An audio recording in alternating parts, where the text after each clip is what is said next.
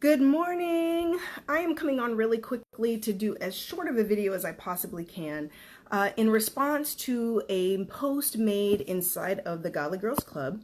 A married woman is expressing how difficult her marriage is and how she doesn't think it's going to work because her husband doesn't take her serious in her concerns and her unhappiness. And the situation she presented was that she's expressing that she doesn't think the marriage is going to work. And then in response, she gets a text and says, "Can you make me breakfast in the morning?" And so she says she feels like he's taking it as a joke, that he's not taking her serious, that this is not anything, in other words, he is not hearing her in that she's practically ready to divorce her husband. She's very, very unhappy and has been dealing with this for a really long time. And so she's now at a point where she's ready to throw in the towel, and he's saying, "Can you cook me breakfast in the morning?" Completely not listening to any of her concerns, the points she's trying to make. And the reason I'm doing this video is because there was a lot of comments on the post talking about what she should be doing as a wife, what she could do as a wife. All of this input, all of this, kind of feedback and advice based on especially what we are considered supposed to do as good women and as Christian women. And I'm here to kind of tell you, hon, and I'm going to talk to her specifically because I said I would do this video for her really quickly this morning. First of all, your husband doesn't take anything you say serious because you've been complaining and you've been saying everything that you're unhappy about, but yet you continue to do everything to make him happy. So in other words, the way men are set up is they're very self-centered creatures. I don't care who the man is. Any man. My husband's an incredible, wonderful man, but men are men. At the end of the day, they have 10 to 20 times the amount of testosterone flowing through their blood than women do. This makes them completely different from us. They're very, very, very different from us. God made them different from us. So a lot of the time when we're talking, and I hear women try to give this advice to other women constantly, sit him down, talk to him, communicate your needs, and because he loves you, he's going to take action. No, he can love you from the crown of your head to the sole of your feet and literally still ignore everything you're saying because you don't take action. Men are about action. That's the only language that they understand, which is why you'll hear men constantly say women are always talking, nagging, rah, rah, rah, rah, rah, and it's going in one ear and out the other because that is not how they translate, communicate. It's an action. Which is why a lot of the time in the dating advice I'm giving, a woman will be saying, "Rebecca, he doesn't tell me he loves me. He's not saying this." But yet he's bringing flowers and he's taking her on dates and he's consistent and he's showing her through action that he loves her and that he's committed, but she wants the words. Because women talk, men do.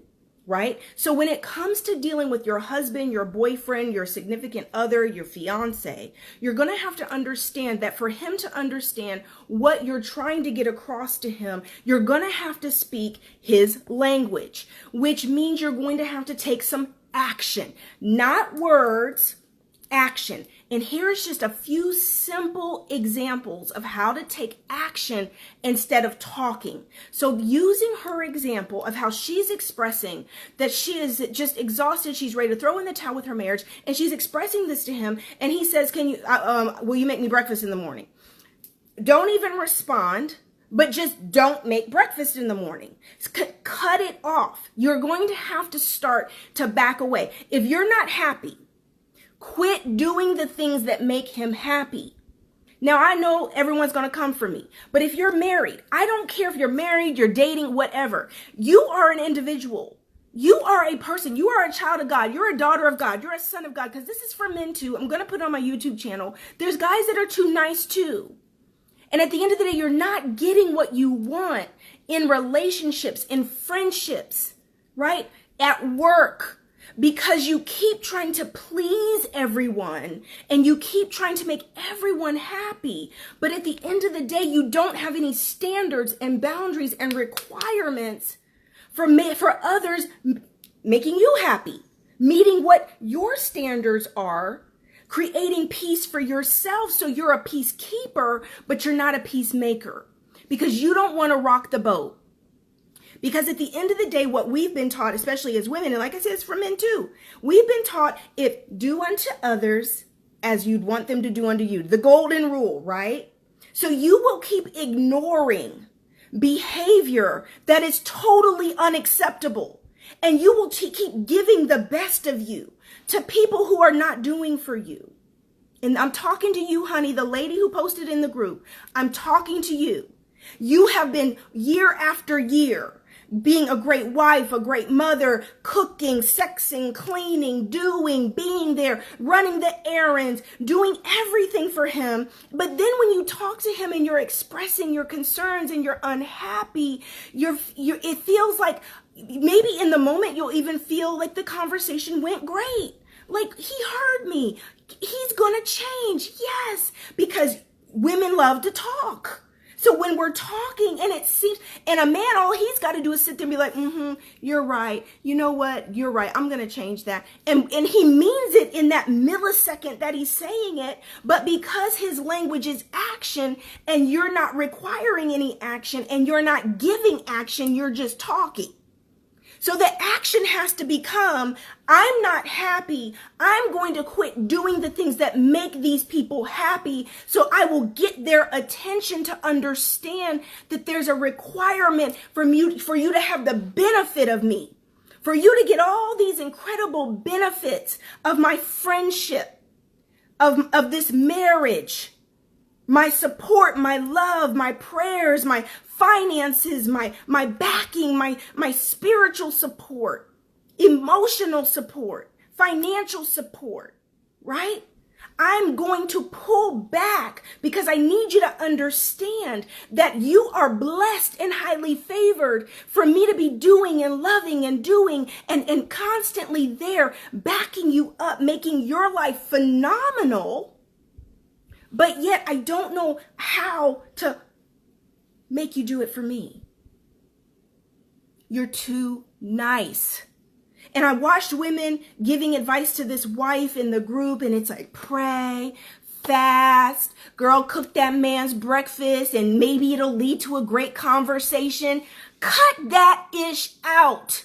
You're exhausted. You've already talked as much as you can talk. You've begged him to be right and to do right. You've been trying to warn him that you're reaching the end of your rope. Now take action. Now, this is the thing. Don't be passive aggressive.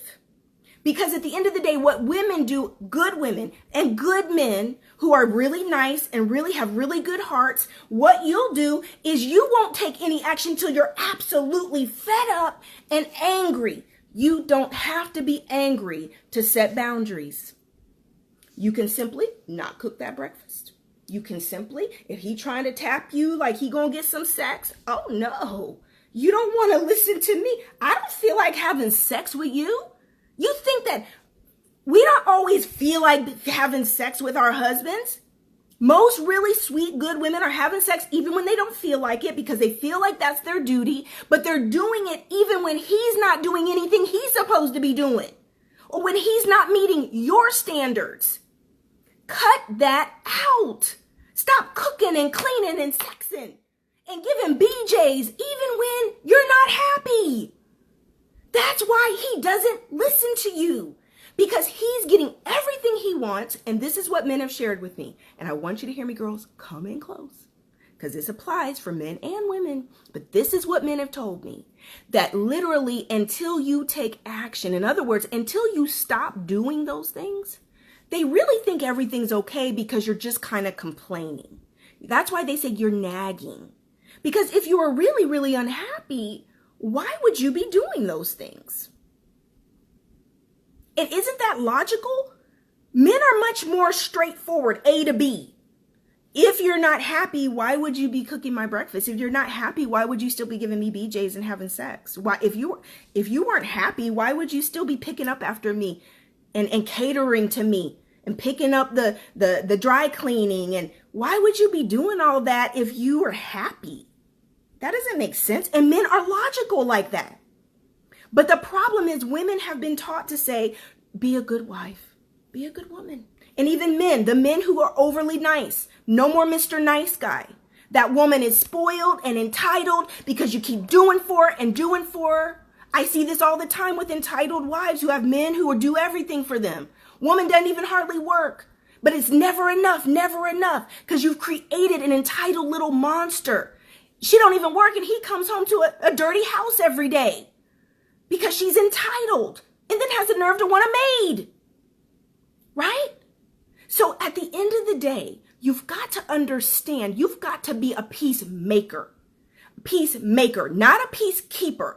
The scripture says, blessed are the peacemakers, for they are the children of God. A lot of the time, what we've been taught is to keep the peace.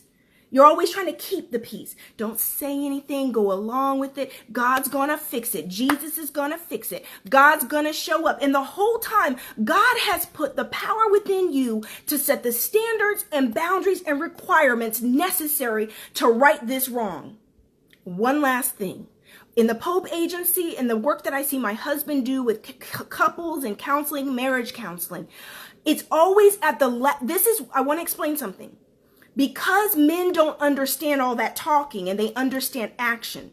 A lot of the time marriage is just like yours, honey. I'm still talking to you, okay? I'm still talking to you. You're going to wait because you get to the end of your rope and now you're just going to leave. You're going to leave when you don't realize you haven't even given your marriage a chance. And I really believe that your husband loves you, honey.